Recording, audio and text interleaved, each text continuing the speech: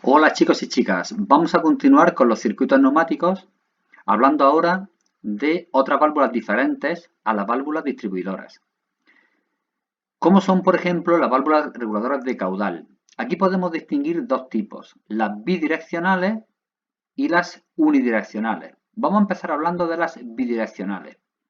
Bien, una válvula reguladora de caudal es una válvula que, como podéis ver en el esquema, consiste en un tornillito en el cual tú puedes ajustar cuánto aire dejas pasar por una tubería. Imaginaros que lo que nos interesa, por ejemplo, es que un depósito se llene poco a poco de aire comprimido. ¿De acuerdo? Pues bien, para eso utilizaríamos este tipo de válvula. Entonces, su símbolo es este que aparece aquí a la derecha. ¿De acuerdo? Entonces, es una válvula que lo que hacemos en realidad es estrechar un tramo de la tubería. ¿De acuerdo? En este caso, si el aire va de 1 a 2, haría el mismo efecto que si va de 2 a 1. ¿De acuerdo? Se estrecha en ambos sentidos. Luego tenemos las válvulas reguladoras de caudal, pero unidireccional. ¿Eso qué significa? Significa que si yo voy, por ejemplo, de 2 hacia 1, por ejemplo, el aire podría tomar, digamos, dos caminos. Uno por la parte de arriba de la válvula y otro aquí por abajo, donde está esta bolita con un muelle. ¿De acuerdo? Bien, pues en este caso, ¿no? El aire podría empujar a la bolita con el muelle y podría pasar con total libertad hacia uno. Es decir, no le afectaría apenas el estrangulamiento que tenemos aquí arriba, porque el aire puede irse por otro sitio. Este muelle tiene poca fuerza, entonces lo puede mover con mucha facilidad. Lo puede quitar de ahí y el aire pasaría con mucha facilidad. No tendría que pasar por este trocito estrecho de arriba. Entonces, si vamos de 2 hacia 1, pasaría el aire, digamos, rápidamente. Pero si vamos de 1 hasta 2, ¿qué es lo que pasaría? Pues la bolita se queda obstruyendo esta salida y el aire tiene que pasar forzosamente por la parte estrechita de arriba. ¿Lo veis? Es decir, en este caso lo que estamos haciendo es regular el caudal de aire, pero cuando vamos en el sentido de 1 hacia 2. Si vamos de 2 hacia 1, no se regula. ¿De acuerdo? Por eso se le llaman unidireccionales, porque solamente se regula en un sentido. Otro tipo de válvulas que tenemos son las válvulas selectoras. ¿Cuándo se utilizan las válvulas selectoras? Pues se utilizan mucho cuando queremos controlar, por ejemplo, un cilindro, un motor, desde dos puntos distintos. De tal manera que si le entra aire por el orificio 1, dentro del mecanismo hay una bolita que se desplaza y tapa el orificio que tenemos en la parte de la derecha, con lo cual saldría el aire por la 2. O viceversa. Por ejemplo, en este caso, estamos viendo que el ejemplo es que entra el aire por aquí, por la parte de la derecha, la bolita se desplaza empujada, tapona el orificio de la izquierda y el aire pasaría hacia 2, de 1 hacia 2. ¿Qué pasaría si el aire entra por la parte de la izquierda? Pues lo mismo, el aire entraría por la parte de la izquierda, la bolita se movería taponando la entrada de la derecha. Y entonces el aire entraría por 1 y saldría por 2 igualmente. ¿De acuerdo? Pues se llama selectora. Desde cualquiera de las dos entradas que le llegue aire, habrá salida por la 2.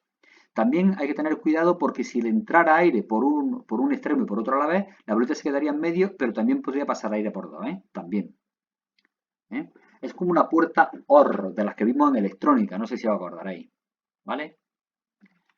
Otra válvula que tenemos también muy utilizada es la válvula de simultaneidad. Esta válvula se utiliza también mucho en seguridad. ¿Eh?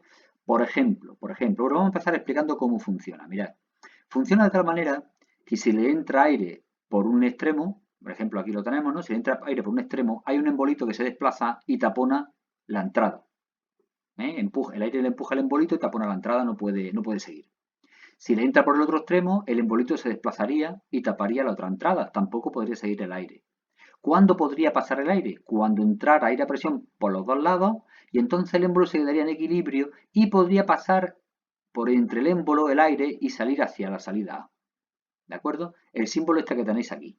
¿De acuerdo? El símbolo este de aquí abajo, tenemos dos entradas y una salida. De tal manera que solo cuando entra aire por las dos entradas, saldrá por la salida.